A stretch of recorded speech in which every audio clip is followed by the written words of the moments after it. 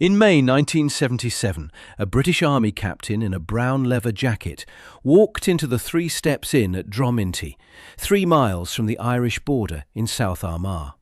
He bought a pint of Guinness. He sang an Irish ballad. He played pool.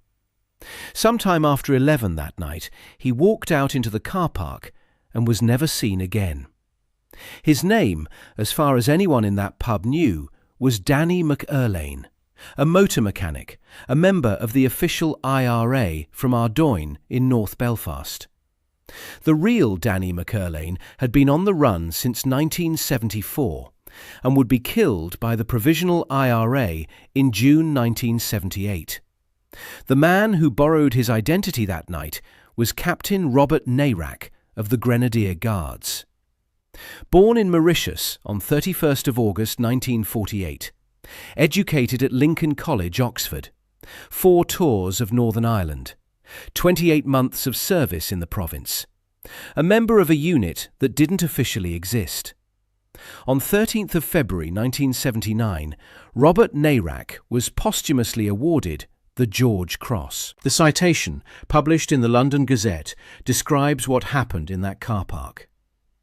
He was abducted by at least 7 men, driven across the border to County Louth, subjected to a succession of exceptionally savage assaults in an attempt to extract information which would have put other lives and future operations at serious risk. These efforts, the citation states, failed entirely. His assassin subsequently said, "He never told us anything." His body has never been found. The unit he served in does not appear by name anywhere in that citation. It does not appear in his official service record. It wasn't acknowledged in Parliament, not confirmed to the press, not named in any document available to the public for 3 decades. When the government finally acknowledged it in a 1-sentence ministerial statement in April 2005, it had already been operating for the better part of 30 years. The unit was 14 Intelligence Company, known to those who served in it as the DT4, and the story of what it actually did begins not with the founding of the unit, but with the failure that made it necessary. The British Army deployed to Northern Ireland in August 1969, called in to support the civil power as sectarian violence overwhelmed the Royal Ulster Constabulary. By 1971, the Provisional IRA had reorganised, was escalating its campaign, and the intelligence picture available to the army was dangerously thin. Senior commanders understood by early 1971 that the principal weakness was intelligence gathering. The question was how to get it without putting uniformed soldiers into places where uniforms were a death sentence. The answer, in the summer of 1971, was the Military Reaction Force. The MRF was drawn from approximately 40 soldiers across various regiments, based at Palace Barracks in Hollywood, County Down. Its mission was plainclothes surveillance, to go where the army couldn't in uniform, in civilian clothes and civilian vehicles, and watch. The most elaborate operation the MRF ran was the 4 Square Laundry, a plain white van, indistinguishable from any domestic laundry service, made regular collections from Catholic areas of West Belfast. Housewives handed over bags of dirty clothes. Children stood on doorsteps and watched it drive away. The van's cargo went to a forensics facility where items were examined for traces of explosives, gunpowder residue and firearms lubricant before being returned to their owners clean, pressed and folded. For months, IRA members in Twinbrook and the surrounding estates handed their washing to a British Army intelligence operation and got it back smelling of detergent. The MRF also operated a massage parlour front and ran operators across Catholic neighbourhoods posing as door-to-door cosmetic salespeople, logging addresses and faces. As a concept, the 4 Square Laundry was genuinely effective. The forensic intelligence it returned was operational, garments that tested positive for explosive residue connected to specific addresses. But the MRF had structural failures that no individual operation's success could disguise. Its operators received minimal specialized training, mostly learned on the job. The unit had no formalized procedures, no adequate oversight from Army Command, the intelligence services, or the RUC. Operators socialized with each other outside working hours and talked openly about their service. In an intelligence operation running against an enemy with its own internal security apparatus, every one of those failures was a loaded weapon pointed inward. The weapon was cocked by two men. Seamus Wright was 25 years old, D Company, the IRA's 2nd Belfast Battalion. He had been turned by British intelligence and was feeding the MRF information about his own unit. Kevin McKee was 17, a former IRA Youth Wing member who, according to subsequent accounts, was recruited almost immediately after first contact and was working for the British almost from the start. Both were inside the same organisation that was the MRF's primary target. Sometime in mid-1972, Wright began repeatedly failing to report for IRA duty. The absences accumulated. The IRA noticed. Both men were lifted and interrogated. Wright described the laundry operation. He described the massage parlour front. He named others he believed were involved with the MRF. The IRA had the operational map of the unit's most sensitive cover. On the morning of October 2, 1972, the IRA launched 3 simultaneous attacks on MRF targets across Belfast. The 4-square laundry van was driving its morning round in the Twinbrook estate when the attack came. Sapper Edward Stewart of the Royal Engineers was behind the wheel. Lance Corporal Sarah Jane Walker was at a customer's front door, returning laundered items, when the shots started. The van was machine-gunned, automatic weapons believed to be Kalashnikovs, recently supplied by Colonel Gaddafi of Libya. At least 20 rounds striking the driver's side. Stewart was killed instantly. Walker turned from the doorstep, faced the street, and engaged the attackers with her 9mm Browning high power. The gunman fled. She survived. She was later awarded the Military Medal, the first awarded to a woman's Royal Army Corps soldier serving in Northern Ireland. The other 2 attacks hit the massage parlour front and a 3rd MRF location. The same morning. Coordinated. The unit's operational network had been dismantled in hours. Wright and McKee were executed by the IRA, shot in the back of the head. Their remains were found in the South Armagh border region. They are among those known as the disappeared, the people the IRA killed and secretly buried. The MRF was formally disbanded in late 1972 or early 1973. Its institutional autopsy wasn't complicated. Inadequate selection, no formal procedures, no accountability, operators who talked, informers turned back against the unit that ran them. The lesson was plain. If close target surveillance in Northern Ireland was going to work, the unit doing it would need to be selected and trained to a categorically different standard. Half of B Squadron, 22 SAS, was tasked with building it. The unit that emerged took shape approximately in 1973.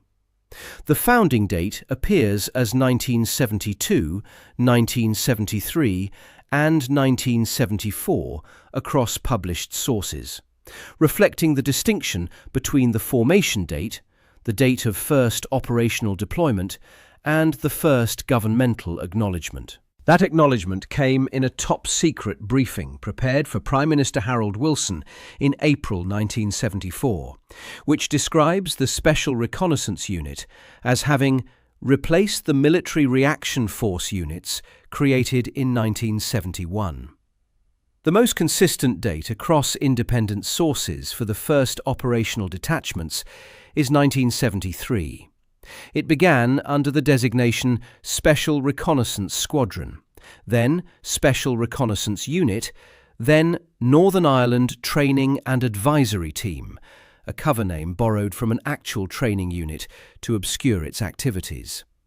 Later, it became the Intelligence and Security Group, then 14 Intelligence and Security Company, then simply 14 Intelligence Company. In the field, operators called it the Det, the detachment. The unit's insignia depicted Argus, the hundred-eyed giant of Greek mythology, all-seeing, never fully asleep.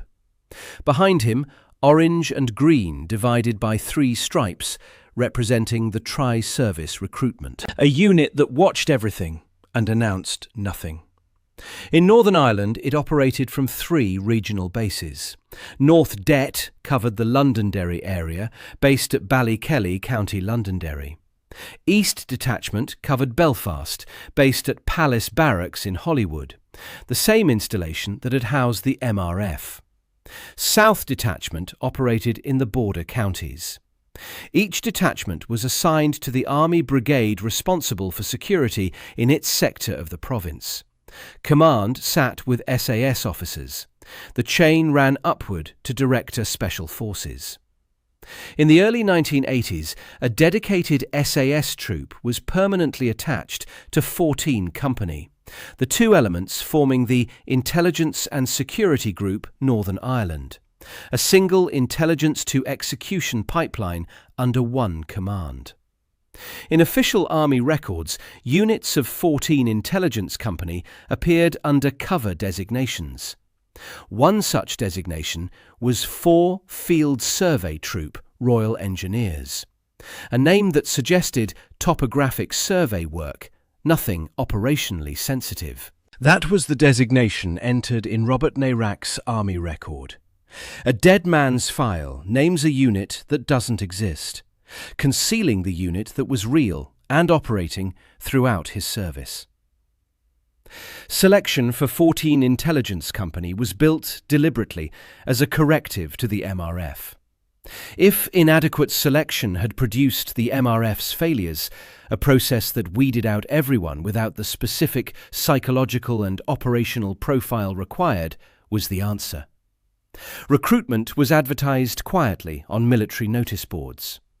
One advert, reproduced in published accounts, read, "From time to time there is a requirement for men and women to volunteer to undertake special duties of a hazardous nature in Northern Ireland. The selection and training for special duties are both rigorous and arduous."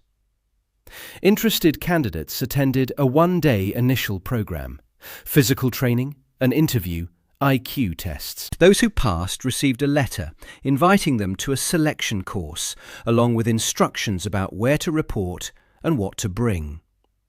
The directing staff for early intakes were drawn from 22 SAS. Later, experienced DET operators rotated between operational deployment in Northern Ireland and running selection on the mainland. Published accounts describe DS wearing the berets of their original units during selection: Parachute Regiment, Guards, Royal Marines, Royal Navy. A deliberate signal that this unit recruited from everywhere and answered to no single regimental tradition. Candidates had no way of knowing what was coming next. That was the point. The rejection rate was severe.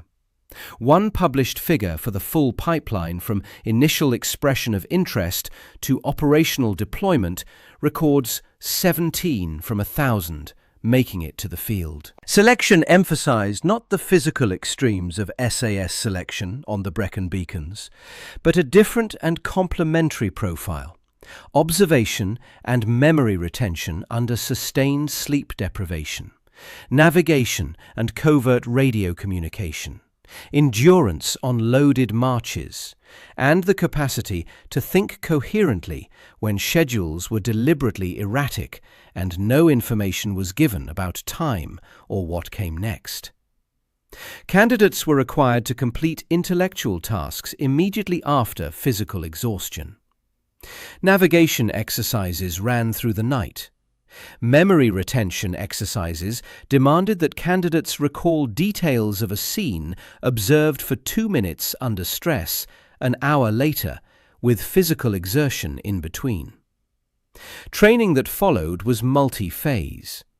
Advanced driving, sustained high-speed driving, controlled crashes, skid recovery, anti-ambush drills, using a vehicle as a weapon.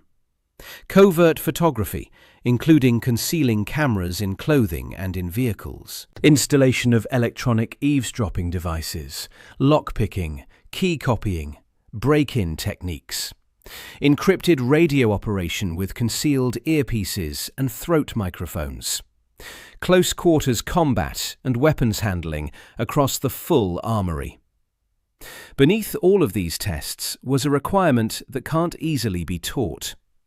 The ability to be completely forgettable. To sit in a pub in South Armagh for 3 hours, drink at the right pace, make the right amount of eye contact, and generate no reason for the man 2 tables away, who has been watching for exactly this kind of thing for 15 years, to look twice. In a conventional Special Forces selection, a candidate who loses control of a situation on a Welsh mountain has failed. A debt operator who attracts attention on a Republican street in West Belfast may be dead before the day is out. Both men and women were eligible from the outset. That was driven entirely by operational logic. What 14 Intelligence Company actually did in Northern Ireland was watch.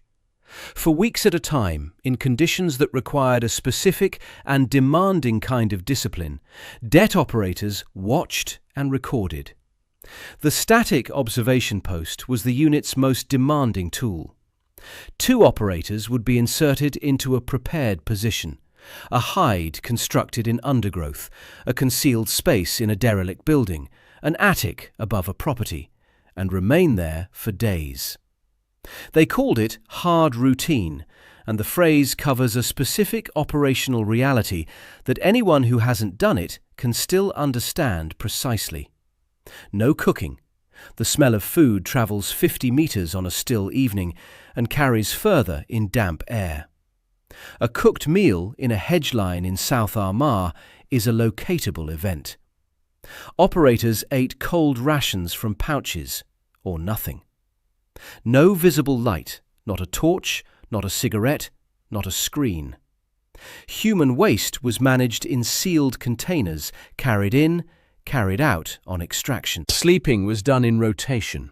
One operator always watching, eyes on the target property through whatever optic the mission required. Every vehicle that arrived or left was logged. Registration number, time, duration of visit, description of occupants. Every pattern over days became a targeting product. When the house was occupied, when it was empty, which vehicle was associated with which individual, what a normal week looked like, and therefore when something abnormal had occurred. Mark Urban's Big Boys rules document static OPs running across multiple days as the unit built targeting packages on specific individuals and properties.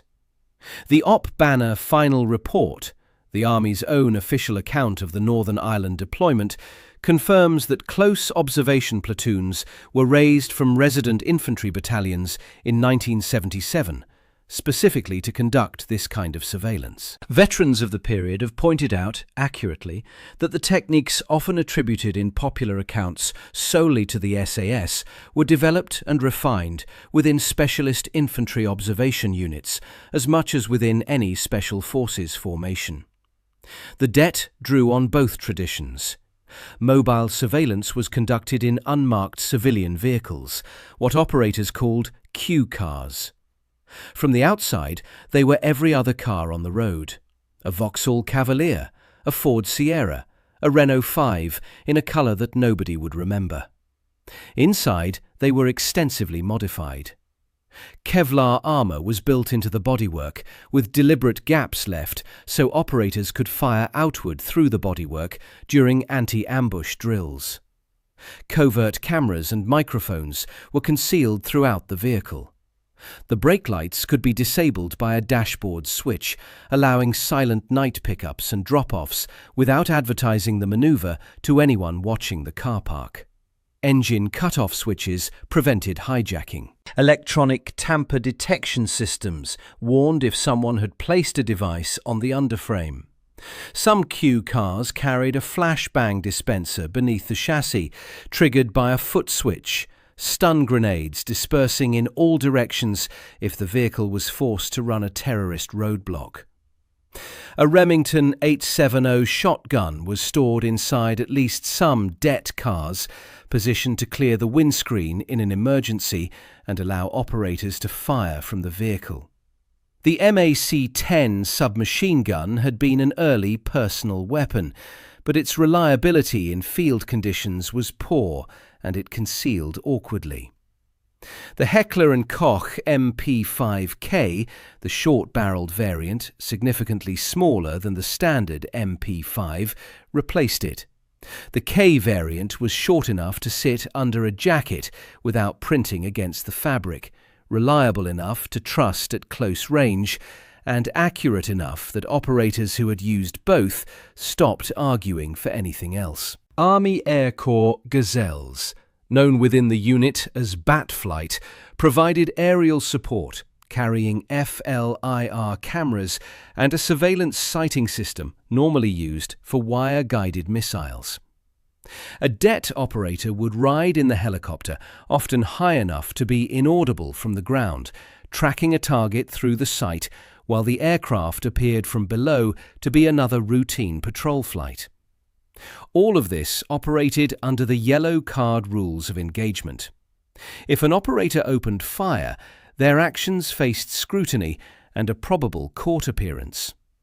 Entry to properties required RUC-issued warrants. The unit operated continuously within law, under accountability structures the MRF had never possessed. The intelligence generated by months of close target surveillance, specific individuals, specific vehicles, specific patterns, specific timings, moved upward through the tasking and coordination groups established in 1979 to coordinate the covert operations of 14 INT, the SAS, the RUC, and the intelligence agencies. The TCGs were the handover mechanism, where weeks of watching became an operational order. The integration of women into 14 Intelligence Company was driven entirely by operational calculation.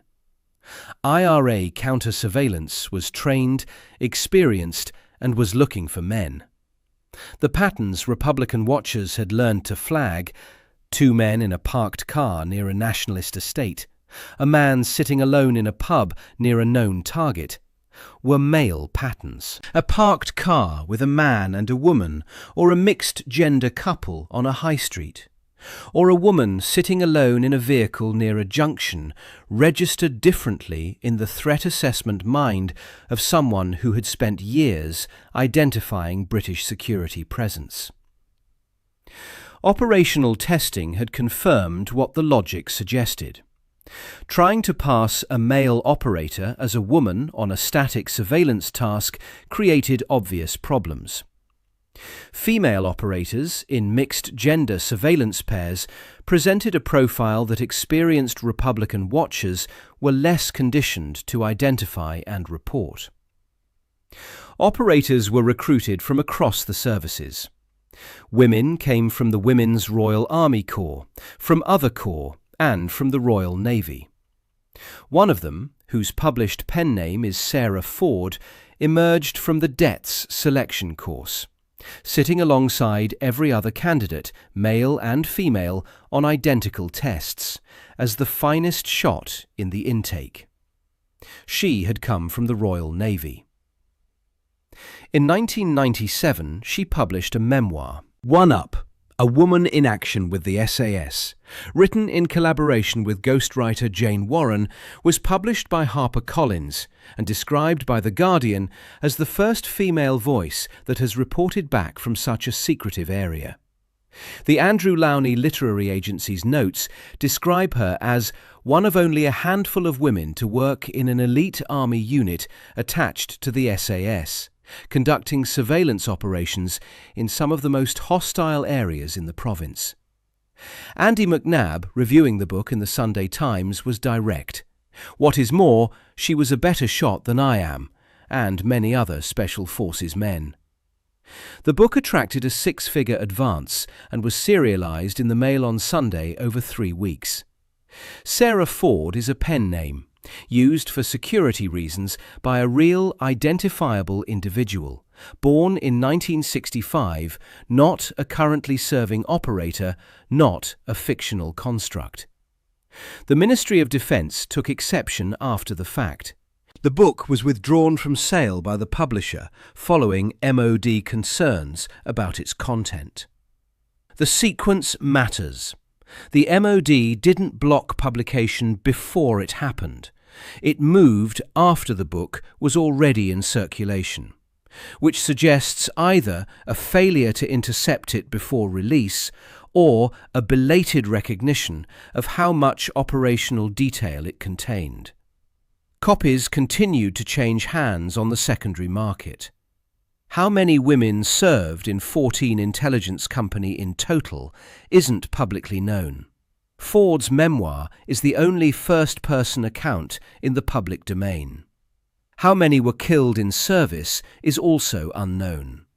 The unit's classification was complete enough that even these most basic counts were never publicly released. What is documented? The operational logic, the equal terms integration at point of selection, and the fact that at least one female operator was present and in contact situations during IRA counter-surveillance operations. Recorded in passing in Mark Urban's Big Boys Rules in a reference to a female soldier in an ambushed vehicle. Robert Nairac was born on 31st of August 1948, the youngest of 4 children in Mauritius, then a British Crown colony. His father, Maurice, was a French Mauritian Catholic who worked as an eye surgeon. His mother, Barbara Dykes, was English and Anglican. The family moved to Sunderland when Robert was a year old. He attended Ampleforth College, then Lincoln College, Oxford, where he read medieval and military history and revived the amateur boxing club, winning 4 blues against Cambridge. He was also a falconer, keeping a bird in his rooms that had appeared in the 1969 film Kes. He left Oxford in 1971, entered the Royal Military Academy Sandhurst under Grenadier Guards sponsorship, was commissioned as second lieutenant, and then undertook postgraduate studies at Trinity College, Dublin, studying Irish history, learning accents, absorbing a culture he intended to operate inside. His first Northern Ireland tour ran from July to October 1973 with the 2nd Battalion Grenadier Guards in Ardoyne, North Belfast. In 1974 he returned, attached to 14 Intelligence Company, listed in his Army record under the cover designation 4 Field Survey Troop Royal Engineers, assigned to South County Armagh. His role was Military Liaison Officer, the liaison point between the detachment, the local Army Brigade and the RUC. He left in mid-1975 and was promoted captain on the 4th of September 1975. His 4th tour followed the Kingsmill Massacre, an IRA attack in January 1976, in which 10 Protestant workmen were lined up at a roadside in South Armagh and shot dead in a single action of planned mass murder. The army expanded its presence in response. Nairac accepted a post as liaison officer to units operating from Bessbrook Mill in County Armagh, and returned to the province. Former SAS officer Ken Connor, one of the men involved in building 14 Int, wrote about Nairac in his published memoir, Ghost Force. Had he been an SAS member, he wouldn't have been allowed to operate in the way he did. Before his death, we had been very concerned at the lack of checks on his activities. No one seemed to know who his boss was, and he appeared to have been allowed to get out of control, deciding himself what tasks he would do. Mark Urban's Big Boys Rules contains the statement that Captain Ball and Lieutenant Nairac weren't in the SAS. A confirmation of what he wasn't from a source with access to people who knew him. The book Undercover War, Britain's Special Forces is more direct. Robert Nairac, an MLO attached to 14 Intelligence Company, drove alone to the Three Steps pub in Dromintee. His Special Forces Roll of Honour entry lists him under 14th Intelligence Company, 4th Field Survey Troop. The public record is consistent with 14th Intelligence Attachment. His official classification is the only reason the question can't be closed entirely. On the evening of the 14th of May 1977, Nairac left the army base at Bessbrook at 9:25 p.m. He was due back by 11:30 p.m. His last radio contact before going off the net confirmed his arrival at the Three Steps Inn just before 10 o'clock. That night, under the name Danny McErlaine, he had permission from his commanding officers to be there. He had declined their suggestion to have troops on the ground nearby. A party of British soldiers was positioned less than 100 yards from the pub regardless, close enough to respond, not close enough to observe.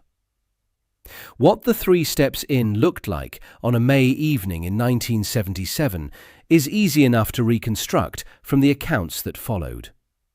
A working man's pub in a small village 3 miles from the Irish border. A band playing.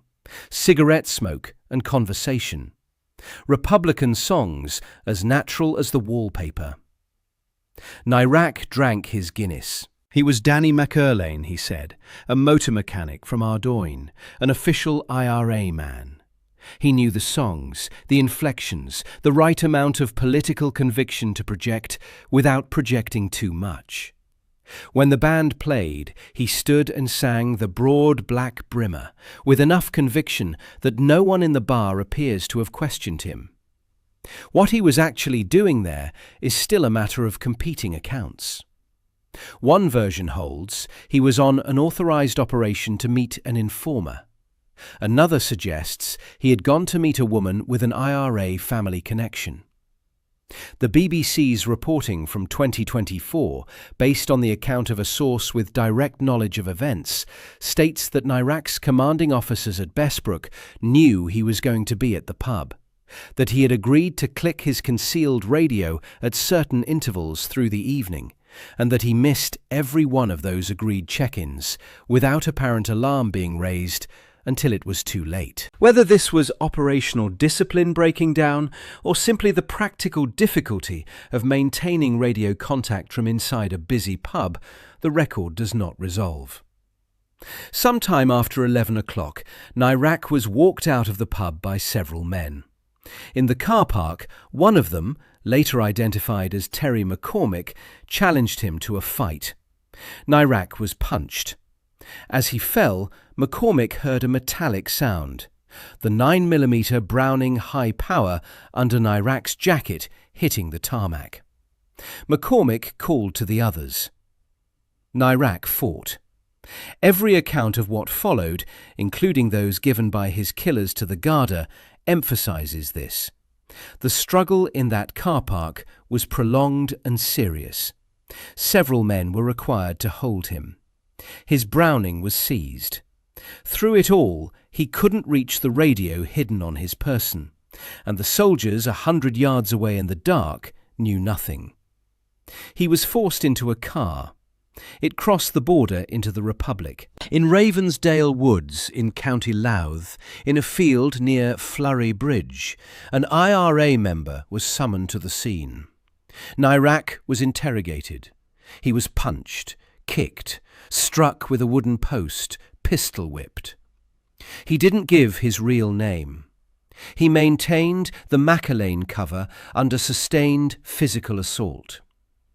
He was shot dead in the early hours of May 15th, 1977. The weapon was a 9mm pistol. The man who fired it was Liam Townsend, 24 years old, from the village of May outside Newry. Townsend made 2 admissible confessions to the Garda after his arrest. The first, made around the time of his arrest, began, "I shot the British captain. He never told us anything. He was a great soldier." Townsend was convicted of Nairac's murder at the Special Criminal Court in Dublin on November 8, 1977, and sentenced to life imprisonment. He served 13 years before release in 1990. 5 others were convicted of related offences: kidnapping, manslaughter, withholding information. Kevin Crilly, charged first with kidnapping and later with murder itself, was acquitted on all counts in April 2011, the trial judge finding the prosecution had not proved prior knowledge or intention on his part. The George Cross citation, gazetted 13th of February 1979, states that Nairac's task was connected with surveillance operations. It does not name 14 Intelligence Company. It describes him performing exactly the kind of work the debt was built to do, in precisely the environment the debt was designed for, and it names that work nothing. The investiture was held at Buckingham Palace on May 1, 1979, the medal received by his parents and his sister Rosamond. His body hasn't been found. In autumn 2024, the Independent Commission for the Location of Victims' Remains excavated a field near Fort in County Louth, acting on information from a former IRA prisoner who had spent nearly 3 decades trying to locate the remains. The man had his own reasons for helping. He had been shot and captured by British forces decades earlier, and had been treated with unexpected humanity by a Royal Marines medic. He had never forgotten it. The 2024 search was unsuccessful. In the spring of 2025, an IRA source was quoted as saying Nairac's body would never be located. The ICLVR continues to investigate. By 1987, 14 Intelligence Company had been building targeting packages in Northern Ireland for more than a decade. The TCG structure, established in 1979, had fused DET surveillance with Special Branch Informer Intelligence and MI5 technical collection into a single coordinated system. When a target package was complete, it moved to the SAS. The target in the spring of 1987 was the East Tyrone Brigade of the Provisional IRA. Its leadership included Jim Liner, a 31-year-old from County Monaghan who had spent years in the H-blocks studying Mao, Jap and the history of the IRA's flying columns, and who had developed a doctrine for systematically destroying RUC stations using hijacked construction equipment packed with explosives. And Padraig McKierney, a veteran of the 1983 Maze prison escape. Patrick Kelly from Kappa commanded the brigade. The brigade had already rehearsed the method. In August 1986, a digger with a bomb in its front bucket had been used to destroy the Birches RUC station. The template was documented. When a blue Toyota van was stolen and a JCB digger went missing from a local farm in early May 1987, and when signals intelligence confirmed a planned attack in the area, the picture was complete. The RUC's Covert Intelligence Unit, E4A, had located the stolen digger in a farm building. The SAS set the ambush, with men inside Loughgall RUC station as decoys and ambush positions concealed behind a line of trees alongside the road. The evening of May 8, 1987. At around 7 o'clock, the stolen blue Toyota van made a single pass of the police station at low speed, a reconnaissance run. It drove on, turned, and came back. Behind it came the stolen JCB, 3 hooded men in the cab, a 200-pound bomb inside an oil drum in the front bucket. The Toyota was carrying 5 armed men. They had done this before. They expected an empty station and a clean withdrawal. The SAS waited until the JCB crashed through the station's perimeter fence. They watched the 3 men jump from the cab, one of them lighting the fuse on the oil drum. They let the bombers run. As the 5 armed men in the Toyota leaped out and opened fire on the building, the ambush was sprung. The SAS opened fire from their concealed positions along the tree line. The engagement lasted seconds. 8 IRA members were killed: Patrick Kelly, Jim Liner, Padraig McKerney, and 5 others. Anthony Hughes, a civilian driving past with his brother, both wearing boiler suits similar to the attackers, drove into the killing ground. He was shot and killed. His brother survived, wounded. The explosives in the JCB detonated, destroying most of the police station.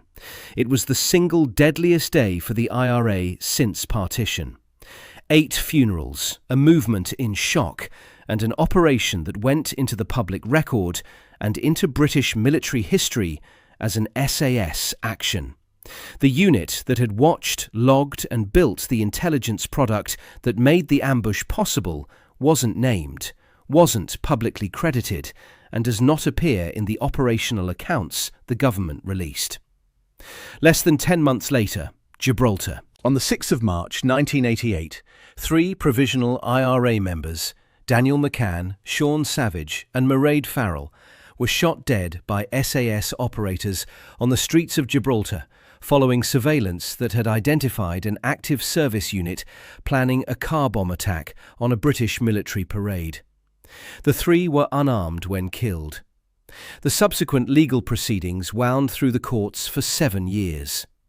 On September 27, 1995, the European Court of Human Rights handed down its judgment in McCann and others versus United Kingdom, finding a violation of Article 2 of the European Convention on Human Rights, the first such finding against the United Kingdom. The court's concern centred on the planning and control of the operation, specifically on whether adequate arrangements had been made to achieve an arrest rather than a shooting. The surveillance intelligence that had identified the targets, tracked their movements across Spain and into Gibraltar, and established the nature of the threat wasn't in question. That work, joint surveillance between DET operators and MI5 personnel, was the foundation on which the entire operation rested. The court examined what happened after the handover, not what produced the handover. Both Loughgall and Gibraltar were products of the same process. Extended close target surveillance established who the targets were, what they drove, what they were planning, and when they would move. That package passed through the TCG structure to the SAS. The SAS acted. The public credited the SAS. Nearly 4 decades after Loughgall, there are still no operational assessments in the public domain that name 14 Intelligence Company in connection with either of these operations. The unit that watched wasn't permitted to be seen. 2 people published memoirs of serving in 14 Intelligence Company. Both encountered the Ministry of Defence. James Rennie's The Operators, Inside 14 Intelligence Company, was published in 1996 by Century, a Random House imprint. Rennie was a former officer of the unit. It's the only officer-level account of the debt in print. It has been out of print for years. Abe Books lists hardcover first editions at over $100 a copy. The secondary market price for a book about a classified unit is, in its own way, documentation of what isn't available anywhere else. Sarah Ford's One Up appeared the following year, and the MOD's response, publisher pressure, withdrawal from sale, came after the book was already circulating. Copies continued to change hands. Tony Geraghty's The Irish War, published in 1998, covered 14 int as part of a broader account of covert operations during the Troubles. Geraghty had already been prosecuted under the Official Secrets Act for an earlier book on British Special Forces. The Irish War generated further official discomfort. Mark Urban's Big Boys Rules from 1992 remains the most authoritative secondary account. Urban names 14 intelligence company explicitly, documents the development of the TCG structure, and traces the intelligence-to-execution pattern across multiple operations. The title itself, the SAS's own phrase for the rules governing lethal force in Northern Ireland, gestures at the popular understanding the book was correcting. The government's pattern of response to all of these publications is itself documentation. Legal injunctions, pressure on publishers, and post-publication withdrawals aren't the responses of an institution trying to protect a unit that doesn't exist. The effort to suppress the record is part of the record. On 5th of April 2005, Defence Secretary Geoffrey Hoon made a written ministerial statement to the House of Commons. It announced, "The Special Reconnaissance Regiment, SRR, will stand up on the 6th of April 2005. This regiment has been formed to meet a growing worldwide demand for special reconnaissance capabilities." The SRR formally came into existence on April 6, 2005. Its first commanding officer was Lieutenant Colonel Tim Radford. Its personnel were drawn from 3 predecessor elements: the core of 14 Intelligence Company, the SAS's Counter-Revolutionary Warfare Wing, and elements of the Joint Communications Unit Northern Ireland. It was based at Stirling Lines, Credenhill in Herefordshire, alongside 22 SAS. Published strength estimates range from 250 to 600 personnel. The SRR's subsequent operational history is partly classified and partly traceable through press accounts. By mid-2006, a handful of SRR operators were running special reconnaissance detachments in Baghdad as part of Task Force Black, conducting surveillance missions through the city. In June 2006, an SRR element operating in Helmand province with the Special Boat Service was ambushed by an estimated 60 to 70 Taliban fighters. Captain David Patton, SRR, and Sergeant Paul Bartlett, SBS, were killed. In March 2009, Chief Constable Sir Hugh Ord formally requested the SRR for deployment against dissident Republicans in Northern Ireland, confirming that the mission the Det had been built to fulfill had not been retired with the unit that created it. The Hansard entry of 5th April 2005 is the first time the British government officially confirmed the existence of a unit dedicated to this role. It names the SRR. It does not name 14 Intelligence Company. It does not name the Det. It acknowledges nothing of the 3 decades that preceded it. What it provides is a date. The unit officially came into existence on April 6, 2005, 28 years after Robert Nairac was murdered in a field in County Louth. What didn't end in April 2005 was the doctrine. The surveillance methods developed from approximately 1973 onward in South Armagh, West Belfast and the border counties, the static OP in hard routine, the Q car running covert cameras along a Republican road, The Grey Man urban surveillance conducted from a parked vehicle for 8 hours without generating a second glance. The systematic logging of patterns over weeks and months until a targeting package was complete. These techniques didn't stop when the DET was absorbed into the SRR.